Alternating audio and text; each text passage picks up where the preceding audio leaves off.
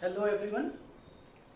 Today we will discuss potentiometer and its applications. Right? So the key points for the today's lectures are as the first one is introduction. That means what is potentiometer? Then why potentiometer? Next one is principle and circuit diagram for potentiometer. Applications of potentiometer, mathematical calculation for potentiometer. ये सारा कुछ हमें क्या करना है इस lecture में discuss करना है. जैसे कि लास्ट लेक्चर में हमने क्या किया था, मीटर बेस को डिस्कस किया था. तो इस लेक्चर में हमें किसे डिस्कस करना है, पोटेंशियोमीटर को डिस्कस करना है. राइट. सो सबसे पहले बात करते हैं कि पोटेंशियोमीटर क्या है. फर्स्ट पॉइंट आपके पास है, पोटेंशियोमीटर होता क्या है. यहां देखिए,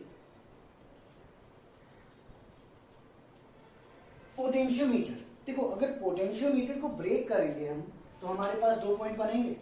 एक पॉइंट क्या है आपके पास, पोटेंशियो, देन मीटर. मीटर का मतलब क्या है, मेजरमेंट, और पोटेंशियो मीन्स वोल्टेज. पोटेंशियल का मेजरमेंट, उसे हम क्या कह रहे हैं, पोटेंशियोमीटर. लेकिन अभी हमारे दिमाग में एक और बात आनी चाहिए, ठीक है, कि जो पोटेंशियोमीटर, अगर हमारे पास पोटेंशियल को मेजर करना है तो हम वोल्ट मीटर क्यों यूज करते हैं. ठीक है, जैसे कि आपको पता है अमीटर क्यों यूज किया जाता है, करंट को मेजर करने के लिए. वोल्ट मीटर क्यों यूज किया जाता है, वोल्टेज को मेजर करने के लिए. लेकिन प्रॉब्लम क्या है हमारे पास कि जो हम पोटेंशियोमीटर को यूज कर रहे हैं. इसके लिए एक एग्जांपल देखिए. सपोज हमारे पास क्या है, किसी सर्किट में आई करंट फ्लो हो रही है. कोई भी कंपोनेंट लगा हुआ है जिसका एक्सटर्नल रेजिस्टेंस क्या है हमारे पास, suppose this is what, R resistance है. तो ये हमारे पास आई करंट फ्लो हो रहा है.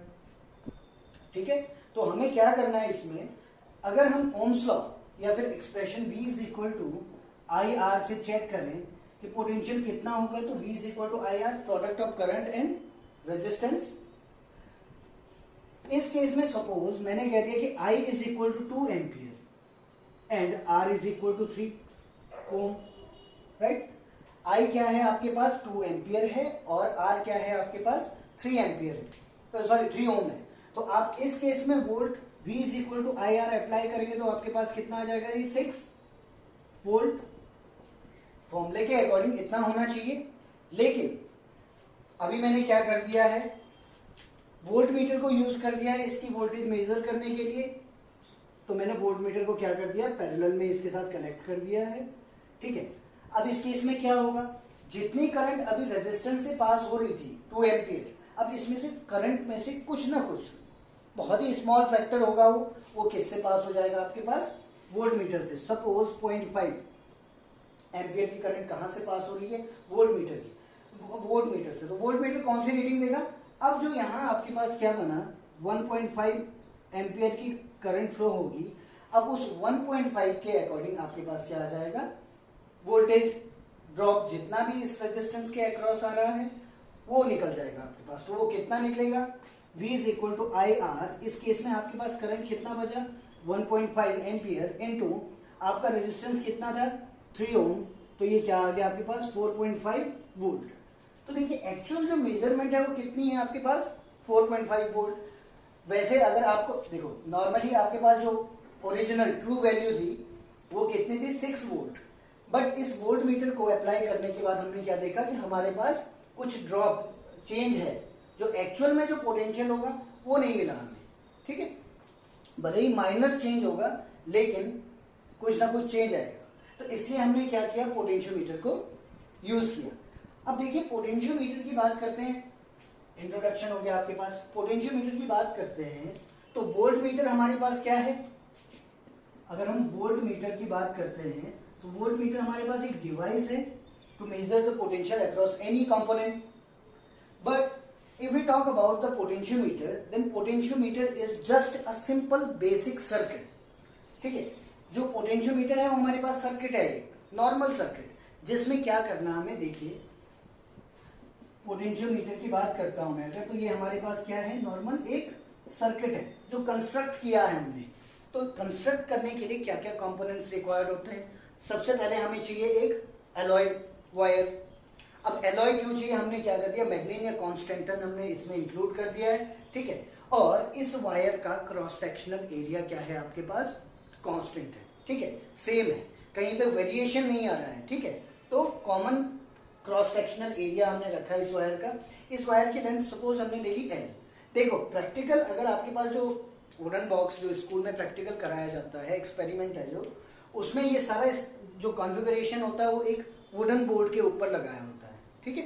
तो उस वुडन बोर्ड के ऊपर हम क्या करते हैं, कुछ मेजरमेंट पे वायर लगा लेते हैं, 100 सेंटीमीटर, 100 सेंटीमीटर, 100 सेंटीमीटर और 100 सेंटीमीटर, कितना हुआ टोटल 400 सेंटीमीटर। 4 मीटर की वायर हम कुछ इस तरीके से एडजस्ट करते हैं। जो ये है हमारे पास, ये क्या है आपके पास, मेटल स्ट्रिप्स। ये मेटल स्ट्रिप इसलिए है क्योंकि जब हम इसमें करंट फ्लो करेंगे तो यहाँ पे जो ये मेटल स्ट्रिप्स लगी हुई हैं और ये हमारे पास एक कांस्टेंटन की वायर है, तो यहाँ हमारे पास करंट का लॉस बिल्कुल भी नहीं होगा, ठीक है। यहाँ हमारे पास रेजिस्टेंस इसका बिल्कुल भी नहीं होगा जो मेटल स्ट्रिप्स हैं, राइट। तो आइए देखते हैं, ए से लेकर बी तक मैंने कह दिया कि लेंथ ऑफ वायर सपोज कितना है हमारे पास, कैपिटल है। वायर की लेंथ हमने क्या कर दिया, कैपिटल है। अब इस सर्किट को कंस्ट्रक्ट करने के लिए हमने क्या कर दिया, एक बैटरी ली, ठीक है, एक्सटर्नल बैटरी, जैसे ऑक्सिलरी बैटरी भी कह सकते हो आप। तो ये आपके पास क्या आ गया, this one is auxiliary battery, जिसका ईएमएफ कितना है आपके पास E, और इसका कुछ इंटरनल रेजिस्टेंस होगा, that is what, small r। Getting on? Now the next component is resistance box. ये रेजिस्टेंस बॉक्स क्यों अप्लाई करना है हमने इस पे, क्यों इस पे कनेक्ट करना है, जिससे कि हम क्या कर सके, पूरे सर्किट में कांस्टेंट करंट बना के रख सके, ठीक है। तो ये आपके पास क्या आ गया, रेजिस्टेंस बॉक्स आ गया। तो अब इसमें क्या करना है आपको, सबसे पहले अगर हम बात करते हैं कि करंट कितना फ्लो हो रहा होगा, ठीक है। करंट से हमने क्या कह दिया कि जो वायर की लेंथ है वो कितना है, L। और मैं कह देता हूं, यहां देखिए मैंने कह दिया resistance of wire of length L is equal to suppose R prime, ठीक है, R प्राइम है हमारे पास। तो पर यूनिट लेंथ का रेजिस्टेंस कितना हो जाएगा, therefore resistance of per unit length कितना आ जाएगा आपके पास, ऑब्वियसली R/L। ये कुछ इस तरीके से हो गया कि अगर आपके पास एक पैकेट है, सपोज मार्कर्स का एक पैकेट है, उसके अंदर 10 मार्कर्स हैं, ठीक है, उस एक पैकेट की कॉस्ट कितनी है आपके पास, सपोज 100 रुपीज है, तो 1 मार्कर की कॉस्ट कितनी आ जाएगी आपके पास, 100/10। तो सिमिलर केस यही है कि आपके पास रेजिस्टेंस कितना है, R प्राइम है पूरी लेंथ का, ठीक है। तो एक यूनिट लेंथ का रेजिस्टेंस कितना होना चाहिए, R prime over L, right. इसे सपोज मैंने इंडिकेट कर दिया रो से। ये क्या है आपके पास, रेजिस्टिविटी नहीं है, ठीक है, ध्यान रखिएगा इस चीज का। ये आपके पास रेजिस्टिविटी नहीं है, ये बस एक सिंबल, ठीक है, ये मैंने एक सिंबल कंसीडर किया है जो क्या शो कर रहा है, resistance of per unit length. तो rho is equal to R prime upon L। तो आप क्या कह सकते हो, total resistance in terms of rho and L क्या आ जाएगा, यहां पे आप क्या कह सकते हैं, that's why R prime is equal to rho into L। देखो रो तो कांस्टेंट रहेगा ना, पर यूनिट लेंथ के लिए जितना रेजिस्टेंस है वो तो कांस्टेंट रहेगा। एक मार्कर की कॉस्ट जितनी थी आपके पास वो तो कांस्टेंट रहेगी, ठीक है। अब आपकी मर्जी, आप 10 मार्कर्स लो, 15 लो, 20 लो, तो ऐसे ही आपके पास जितना लेंथ लेते हो आप इस L की लिमिट के अंदर आप इसे स्मॉल L1 ले लो, स्मॉल L2 ले लो, स्मॉल L3 ले लो, whatever be the length within the limit of capital L। तो ये आपके पास एक मेन पॉइंट आ गया, क्या, R prime is equal to rho L।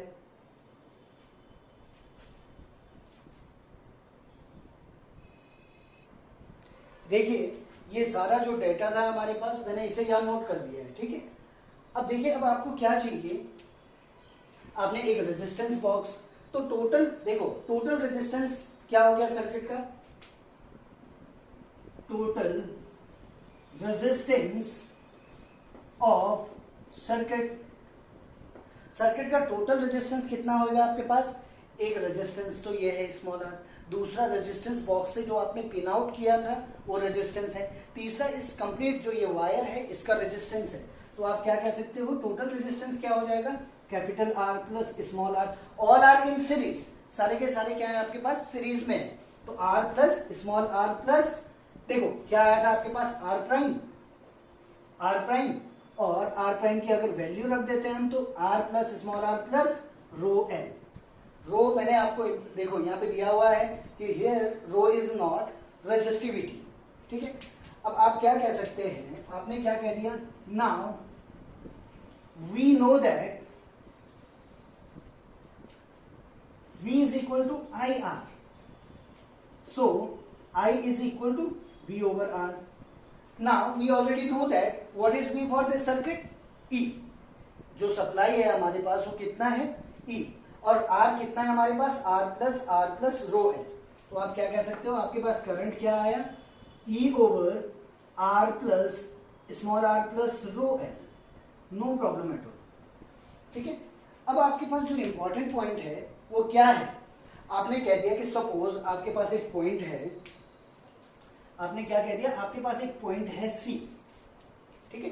जिस तरीके से आपने A और B पॉइंट कंसीडर किए थे वैसे ही आपने क्या कर दिया C पॉइंट, और आपने कह दिया इस A पॉइंट से C की लेंथ है आपके पास सपोज L, ठीक है। इस A पॉइंट से C तक की लेंथ कितनी है आपके पास L, तो इसके लिए रेजिस्टेंस क्या हो जाएगा, resistance of the segment L, जो L सेगमेंट है आपके पास उसका रेजिस्टेंस कितना हो जाएगा, उसका रेजिस्टेंस होगा आपके पास, जब कैपिटल L सेगमेंट का रेजिस्टेंस रो L हो सकता है तो स्मॉल l का रेजिस्टेंस कितना हो जाएगा, रो स्मॉल l, ठीक है। तो इस केस में यहां कितना पोटेंशियल ड्रॉप आया होगा, तो हम कह सकते हैं कि potential drop across AC, AC के अक्रॉस पोटेंशियल ड्रॉप कितना आ जाएगा, VAC is equal to again IR। Current तो आपने यहां से कांस्टेंट किया हुआ है तो I तो एज इट इज रहेगा, R क्या हो जाएगा उस केस में, RAC, ठीक है, इसे ही मैं RAC कह रहा हूं। तो इस केस में VAC किसके इक्वल आ जाएगा, VAC is equal to I की वैल्यू पुट कर दी आपने E over R plus small r plus rho L into RAC is what, RAC क्या था आपके पास, रो इंटू स्मॉल l। यहां से देखिए E आपके पास कांस्टेंट है, रो आपके पास कांस्टेंट है, R कांस्टेंट है, स्मॉल r कांस्टेंट है, ये सारी चीजें कांस्टेंट है। वेरी क्या कर रहे हैं, लेंथ को वेरी करते जा रहे हैं। लेंथ को वेरी कहां से कहां तक कर सकते हैं हम, 0 से कैपिटल L तक, तो इसके बीच वेरी कर रहे हैं तो उसके करस्पॉन्डिंग हमारे पास VAC is directly proportional to L। तो यही प्रिंसिपल होता है किसका, पोटेंशियोमीटर का। When a constant current flows through the circuit then the potential drop across the wire always directly proportional to the L। अब यहां देखिए आप, VAC is directly proportional to L आ गया, क्या है आपके पास, VAC is directly proportional to L। आपने क्या कर दिया, VAC इज इक्वल टू, यहाँ पे एक कांस्टेंट कंसीडर कर लिया, प्रोपोर्शनैलिटी कांस्टेंट स्मॉल के। ये स्मॉल के क्या होता है आपके पास, इस स्मॉल के को क्या लिख सकते हैं हम, VAC ओवर L। तो स्मॉल के होता है आपके पास पोटेंशियल ग्रेडियंट। अब ये पोटेंशियल ग्रेडियंट क्या है, देखो पोटेंशियल ग्रेडियंट हो या लेवल में आपने पढ़ा होगा viscosity gradient, velocity gradient viscosity chapter में। तो इसका मतलब क्या होता है, जब हम किसी भी पर्टिकुलर फिजिकल क्वांटिटी को पोजीशन के साथ साथ चेंज कर रहे हैं, ठीक है, तो उसे हम क्या कह देते हैं, ग्रेडियंट। तो ग्रेडियंट क्या हो गया आपके पास, कोई भी अगर फिजिकल क्वांटिटी वेरी हो रही है किसके रेस्पेक्ट में, पोजीशन के रेस्पेक्ट में, तो then that is called gradient. Here K is potential gradient, that means जैसे जैसे हम आगे बढ़ते जाएंगे यहाँ, ठीक है, वैसे वैसे हमारे को क्या मिलता जाएगा, पोटेंशियल ड्रॉप बढ़ता जाएगा। तो यही प्रिंसिपल होता है किसका, पोटेंशियोमीटर का। तो कौन सा टॉपिक निकला हमारे पास, प्रिंसिपल एंड सर्किट, राइट। तो प्रिंसिपल क्या था, when constant current flows through the circuit then the potential drop across the wire always directly proportional to the length of the wire. Screenshot ले लीजिए। अब देखिए, तो आपको क्या मिला, पोटेंशियल ग्रेडियंट मिल गया। अब हम थोड़ा सा एक चेंज करते हैं। हमने क्या चेंज कर दिया, देखो अभी इस सर्किट को अगर आप, ये पॉजिटिव टर्मिनल है आपके पास, ये नेगेटिव टर्मिनल है, आपने क्या करना है, एक एडिशनल एक सेल लेना है। एडिशनल सेल क्यों लेना है, क्योंकि मुझे ये चेक करना है कि उसके पोटेंशियल में कितना ड्रॉप आ रहा है इसके रिस्पेक्ट में, ठीक है। तो मैंने क्या कर दिया, ये नेगेटिव टर्मिनल हो गया इसका और ये पॉजिटिव टर्मिनल हो गया। तो आपको क्या करना है, नेगेटिव टर्मिनल से जो आप सेल कंसीडर कर रहे हैं उसका नेगेटिव टर्मिनल अटैच करना है, ठीक है। तो ये पॉजिटिव टर्मिनल से आपने क्या करना है, एक गैल्वेनोमीटर को अटैच करना है और इसके साथ आपने क्या करना है, एक जॉकी क्या है आपके पास, एक स्लाइडर है। जो ये वायर है इसके ऊपर आपको क्या करना है, जॉकी को स्लाइड करना है इस तरीके से। अब स्लाइड करते करते क्या होगा, देखो स्लाइड करते करते क्या होगा कि जब आपने क्या किया, इसे इस तरीके से स्लाइड करते गए तो ये गैल्वेनोमीटर में डिफ्लेक्शन शो होना शुरू हो जाएगा, इस तरीके से या इस तरीके से। अगर ये ठीक मिड में आता है तो ये क्या है हमारे पास, जीरो डिफ्लेक्शन। तो आपने क्या किया, जैसे जैसे आपने यहां से स्लाइड करना स्टार्ट किया तो आपको क्या मिला, सपोज अभी हम क्या कह रहे हैं, इसका जो ईएमएफ है E1 है, ठीक है। अब इसने क्या कर दिया, जैसे जैसे इसने स्लाइड किया तो एक पॉइंट आपके पास ऐसा आता है जिसपे कि इस वायर का जो पोटेंशियल ड्रॉप होगा वो इस बैटरी के पोटेंशियल, जो एक्स्ट्रा हमने सेल लगाया हुआ है, इस सेल के पोटेंशियल के बराबर आ जाएगा। कहने का मतलब क्या है, कहने का मतलब ये है कि E1 जो पोटेंशियल इसका है बैटरी का, वो किसके इक्वल आना चाहिए, वो इसके इक्वल आना चाहिए।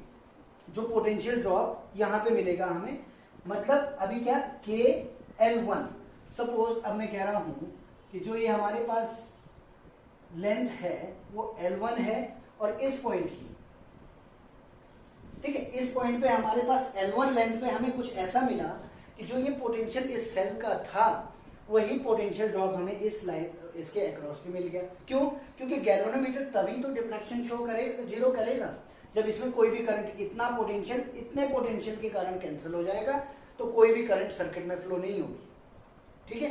तो जब कोई भी करंट सर्किट में फ्लो नहीं होगी तो E1 किसके इक्वल आना चाहिए, जितना पोटेंशियल ड्रॉप यहाँ पे आया, जिस तरीके से आपने VAC निकाला था, इतना पोटेंशियल, अगर इतने पोटेंशियल के बराबर पोटेंशियल इस सेल का होता है तो उस केस में गैल्वेनोमीटर क्या करेगा, जीरो डिफ्लेक्शन शो करेगा। तो E1 इज इक्वल टू क्या आ गया आपके पास, KL1, राइट। ये तो कंडीशन थी आपके पास क्या, जब आप एक सिंपल सेल को चेक कर रहे हो कि आप वेरिएशन शो कर रहे हो उसका, ठीक है। अभी आपको क्या करना है, देखिए अभी आपने करना है, एप्लीकेशन की बात कर रहे हैं हम। अब आ रहा है हमारे पास मैथमेटिकल ट्रीटमेंट हो चुका है। एप्लीकेशन में comparison of EMFs of two given cell. अब मैंने क्या कर दिया, मैंने दो सेल इस पे कलेक्ट कर दिए। एक सेल तो यही है E1, जिसके कारण इफेक्टिव लेंथ हमें कौन सी मिली है, L1। दूसरा सेल मैंने सपोज इस तरीके से यहाँ पे गैल्वेनोमीटर यूज किया।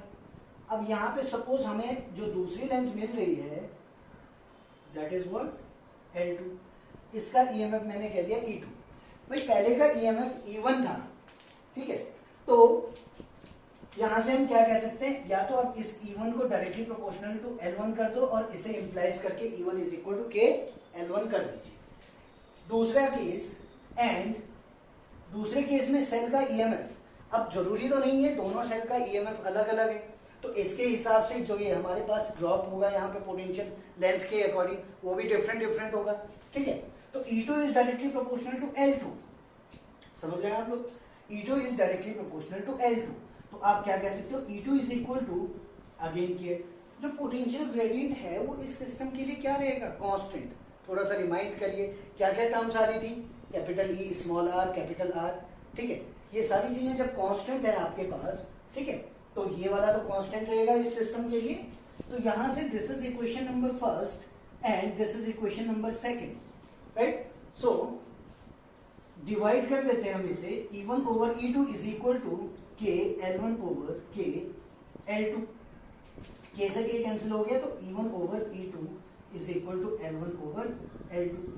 दैट मीन्स जो ये इफेक्टिव लेंथ है हमारे पास, इसके अकॉर्डिंग हम क्या कर सकते हैं, इन दो गिवन सेल्स के जो ये प्राइमरी सेल्स लिए हमने, ये देखो ये सप्लाई है, यहाँ पे सेल्स हमने ये दोनों लिए, इन दोनों सेल्स के ईएमएफ को हम कंपेयर कर सकते हैं।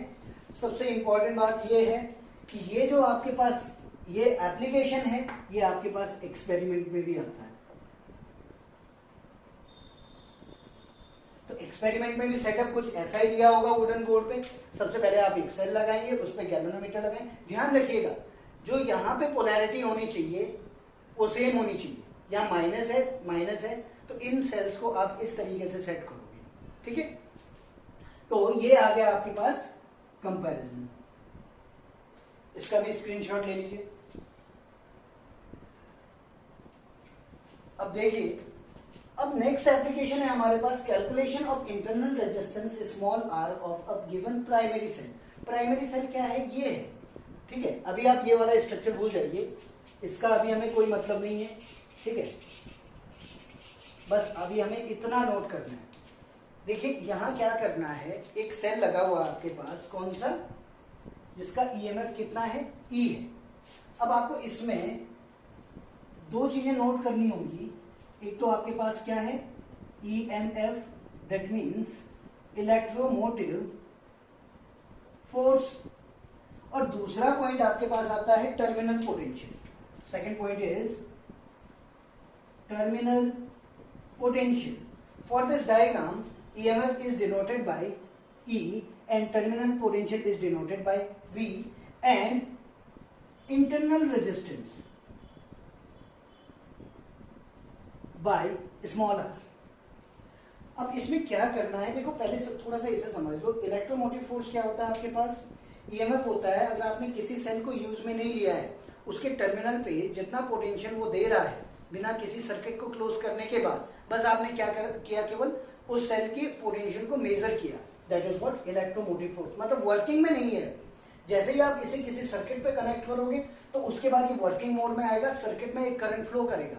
तो तब हम क्या देखते हैं कि जो ये ईएमएफ है ये हमेशा कम ज्यादा निकलता है, किससे, टर्मिनल पोटेंशियल से। तो टर्मिनल, उसके बाद जो पोटेंशियल मेजर किया हमने उसे क्या कहते हैं, टर्मिनल पोटेंशियल।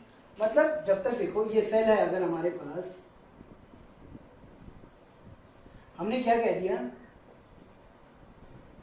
अभी नॉर्मल चेक किया, इसका पोटेंशियल था कुछ E, 10 वोल्ट कह देता हूं, ठीक है, 10 वोल्ट इसका पोटेंशियल था। मैंने नॉर्मल चेक किया डिवाइस से। उसके बाद मैंने क्या कर दिया, इसे किसी एक सर्किट में कनेक्ट कर दिया, ठीक है। अब जाके इसका पोटेंशियल अगर चेक किया गया तो वो पोटेंशियल कितना आया आपके पास, 8 वोल्ट। तो यहां से आप क्या कह सकते हैं कि आपके पास क्या हो गया है, देखिए 8 वोल्ट। और तो क्या कमी आई, आपने देखा कि जो टर्मिनल पोटेंशियल था आपके पास वो हमेशा कम निकल रहा है। वो कम क्यों निकलता है, क्योंकि सर्किट में सेल का अपना इंटरनल रेजिस्टेंस होता है जो क्या कर देता है, कुछ क्वांटिटी को एब्जॉर्ब कर देता है पोटेंशियल की। तो E देखो नॉर्मली क्या होना चाहिए आपके पास, E is equal to V minus I R, ठीक है। तो ये आपके पास इक्वेशन आ गई। अब देखिए जो पॉइंट अभी हम डिस्कस कर रहे हैं उस पर आइए। सबसे पहले मैंने क्या कर दिया, इस टर्मिनल पे एक सेल लगा दिया है, यहाँ पे एक की लगा दी, इसके साथ पैरेलल में एक रेजिस्टेंस बॉक्स कनेक्ट कर दिया, ठीक है। जब पैरेलल में रेजिस्टेंस बॉक्स कनेक्ट किया और इसे गैल्वेनोमीटर से अटैच कर लिया, यहाँ पे जॉकी सेट की, तो मुझे क्या मिला, देखो जब गैल्वेनोमीटर था हमारे पास इससे कनेक्टेड, और ये की मैंने क्या कर दिया, क्लोज कर दिया। Case first, no resistance, that is resistance box is disconnected. First case में रेजिस्टेंस बॉक्स है ही नहीं, आप इसे मत मानिए, केवल सेल लगा हुआ है। तो सेल में ये सेल अभी किसी सर्किट को कनेक्ट नहीं कर रहा है, तो यहां से क्या कह सकते हैं हम कि ये क्या हो जाएगा, ईएमएफ कितना हो जाएगा इस केस में, ई, ठीक है। अब दूसरा केस देखिए, मैंने क्या कर दिया, इसके साथ पैरेलल में रेजिस्टेंस बॉक्स को अटैच कर दिया, कनेक्ट कर दिया। अब इस सेल के लिए एक अपना एक इंडिविजुअल सर्किट हो चुका है। इस सर्किट हो चुका है, इसका मतलब इसने यहां से पोटेंशियल डिलीवर करना स्टार्ट कर दिया है। जब इसने पोटेंशियल डिलीवर करना स्टार्ट किया होगा तो तब इसका कुछ ना कुछ पोटेंशियल होगा। केस 2 में टर्मिनल पोटेंशियल आ जाएगा V। तो ये केस यहां से इस तरीके से आया, E is equal to V minus I R. अब यहां से आप क्या करेंगे, देखिए यहां से आपके पास क्या आ जाएगा पॉइंट, आप इसे नॉर्मल R की वैल्यू निकालिए। नॉर्मल R की वैल्यू क्या हो जाएगी, इसे इधर ले आए आप, इसे इधर ले आए, तो I R is equal to V minus E हो गया आपके पास। तो R is equal to V minus E upon क्या आ गया आपके पास, ठीक है, कोई प्रॉब्लम तो नहीं, कोई प्रॉब्लम है? या फिर देखो इस इक्वेशन को थोड़ा सा अगर सिंप्लीफाई करें तो इस इक्वेशन को मैं दूसरे तरीके से भी समझा सकता हूं आपको। सबसे पहले आपने क्या बोला, ईएमएफ कितना था, ई, ईएमएफ कितना था आपके पास, ई। अब जो ये ईएमएफ है ये किसके बराबर आना चाहिए, V से कम है ना। ईएमएफ हमेशा क्या है, देखो EMF is greater than terminal potential. तो ये केस कब निकला होगा, जब E is equal to V plus something रहा होगा। V प्लस समथिंग का मतलब क्या है, आई आर, ठीक है। तो यहां से आप क्या कह सकते हो, I R is equal to E minus V. तो R इज इक्वल टू क्या आ गया आपके पास, E minus V upon I. अभी आपको एक और चीज पता है, I इज इक्वल टू, देखो V is equal to I R होता है, तो I इज इक्वल टू क्या हो जाएगा, V अपॉन आर, ठीक है। ये V क्या है आपके पास, टर्मिनल पोटेंशियल। ये R क्या है आपके पास, रेजिस्टेंस बॉक्स का रेजिस्टेंस, ठीक है। तो वो थोड़ा सा आगे वाली इक्वेशन में, ये इस इक्वेशन को अच्छे से समझिए, उसमें थोड़ा सा माइनस साइन आ गया था, ठीक है। E is equal to V plus I R. तो यहां से क्या केस बन रहा है हमारे पास, आपने I is equal to V upon R यहां प्लेस किया, R is equal to E minus V upon V upon R. या आप इसे क्या लिख सकते हो, E minus V upon V into R. या फिर आप इसे क्या कर सकते हो, इसके लिए आप कर सकते हो E upon V minus one into R. ये किसकी वैल्यू आ रही है, इंटरनल रेजिस्टेंस की वैल्यू आ रही है। यहां पे नोट कर लो इसे, देखिए।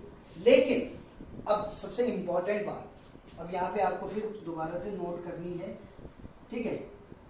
First point, when